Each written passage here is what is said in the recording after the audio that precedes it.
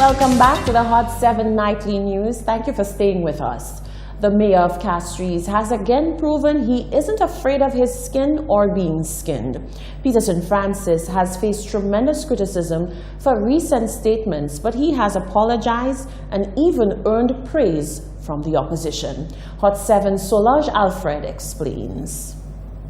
Mayor of Castries, Peter St. Francis, sheds light on recent reports of a disturbing documentary by Martinique filmmakers. We had a visit to Martinique, and myself, the communication manager, and two other councillors, and we saw that footage of portraying at St. Lucia, that basically that people have been killed on the streets of St. Lucia, which was very disturbing.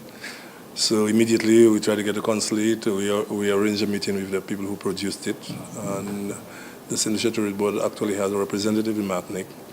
We were able to get a meeting very quickly, and the good thing about it, well, in places like Martinique and France, they have some respect for mayors.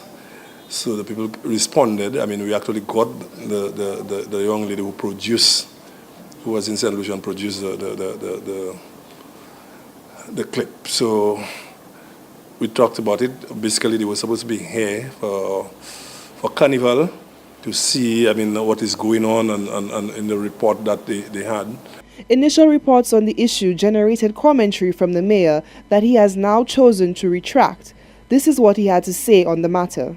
In my annoyance in doing an earlier report on that thing, I said, well, you know, I equate it to another country, which I subsequently had to withdraw, because if I am vexed about what has happened in my country, I should not be able to put it on somebody else.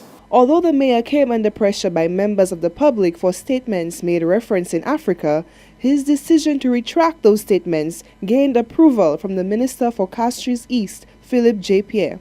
The mayor has withdrawn the statement, and that shows a certain level of maturity, a certain level of manhood, in that you've made a mistake, you can say, and I applaud him for that. Efforts to get the documentary off the air in Martinique have proven futile so far. However, the mayor remains determined to stay in contact with the filmmaker to pacify the situation and change the perception that the documentary has instilled in those who have seen it. Reporting for Hot 7 TV, I am Solange Alfred. Thank you, Solange. The local media has come in for criticism from Prime Minister Alain Chastanet as he voiced disappointment with the manner in which the press has reported on the government's decision to introduce visa restrictions on Venezuelan nationals.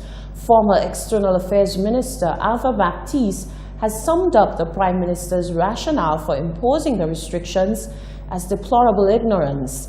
As far as the Prime Minister is concerned, the press is letting the public down by not going beyond the soundbite of both sides. More from Rochelle Gonzalez. Prime Minister Alain Chastanet is sticking to his guns over his decision to impose visa restrictions on Venezuelan nationals. The Prime Minister told members of the press on Wednesday that his primary focus in this matter is the security of citizens of St. Lucia and that there were no political motives behind the decision. Prime Minister Chastanet said Venezuelans have been involved in the shipment of arms and drugs across the Caribbean, and the main reason for this is because it is a means to an end for many as a result of their troubled economy. With limited resources dedicated to border control, the Prime Minister said the restrictions imposed put St. Lucia at an advantage. I have said, and I made it public, that we have a concern with Venezuelans coming in here, okay? And that currently they do not need visas. So if in fact we find a Venezuelan here that we may be suspicious of anything, we don't have the ability of extraditing them.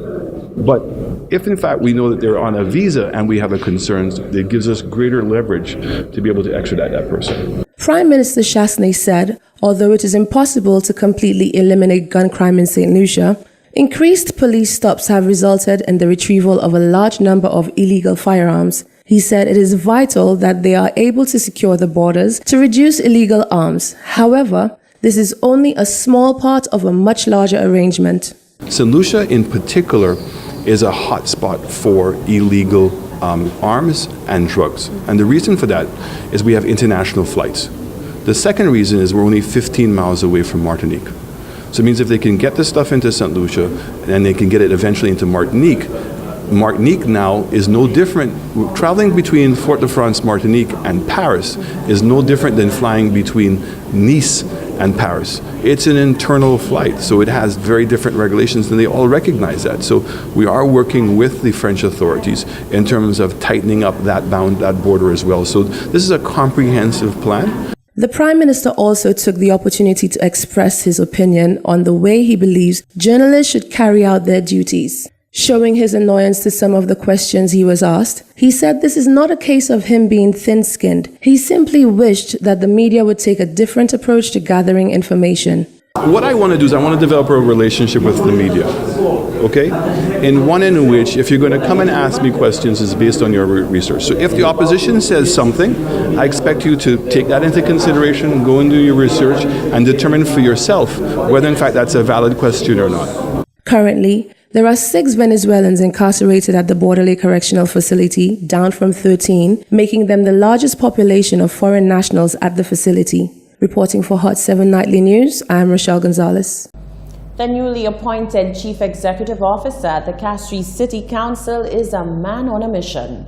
Wilfred Pierre says his goal is to spearhead activity that would continue and complement the efforts of the mayor in transforming the capital and surrounding communities. He spoke to our Solange Alfred.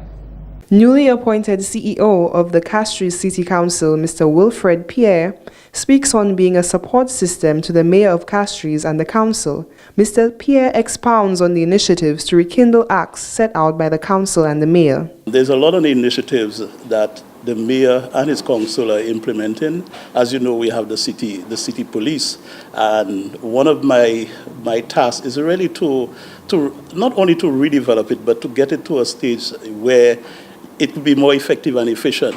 The CEO of the Castries City Council recounts a visit to French neighboring island Martinique, where he witnessed the implementation of CCTVs as a means to deter crime. Mr. Pierre looks forward to including the crime-stopping technology in the city of Castries to strengthen the city police initiative that is currently in place. So we want to have that kind of facility within the Castries area so that, you know, we can now be able to identify persons that are breaking into people's cars, breaking into show windows, and these kind of things. So we're looking to really redevelop this whole city police type of initiative that exists. Further talks with Mr. Pierre revealed his plans to assist in the vendor rebranding efforts. This initiative will engage vendors in registering in a vendor registration program that will allow them such benefits as gaining job letters that identify them as authorized vendors in order to gain NIC retirement packages, access to public comfort stations, and access to an established microcredit fund. That microcredit facility would work in a way where they can borrow money from the facility and to be able to take advantage of, for example, you know, when you buy stuff, they buy in bulk and you get it cheaper. So your unit cost will reduce significantly.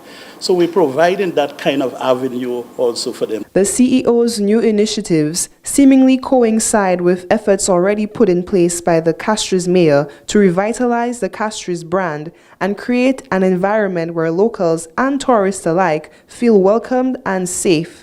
Reporting for Hot 7 TV, I am Solange Alfred. The Ministry of Health and Wellness is conducting a 4-day workshop on the Stanford University Chronic Disease Self-Management Program for 24 individuals from across the island. More in this report from Miguel Morissette. The training is being conducted in collaboration with the Pan American Health Organization, PAHO, and is aimed at molding individuals into becoming leaders who will aid in delaying or preventing complications associated with chronic illnesses. Health educator in the Ministry of Health, Welina Jaria, gave a brief overview of the training. This program is an effective educational workshop that teaches individuals how to better manage their chronic conditions such as diabetes, high blood pressure, cancer, lupus, etc., and to go on to live a better, fulfilled and fulfilling life. These leaders, upon completion of the training, which takes place during the 4 days, Monday to Thursday, will return to their various communities and implement the program with persons living with or diagnosed with chronic conditions. We hope that individuals will learn well and return to implement in all the communities across the island of St. Lucia. The Ministry of Health is making a special appeal to persons living with chronic illnesses to register at the nearest wellness center and take advantage of the free training, which will be reciprocated in various communities by the new leaders. A poster articulating all the requisite information of the Chronic Disease Self-Management Program will be placed at all health facilities island-wide. From the Communications Unit in the Ministry of Health, Miguel Morissette reporting. Thank you very much, Miguel. Still to come, a major dive festival to swell September's numbers. We'll be right back.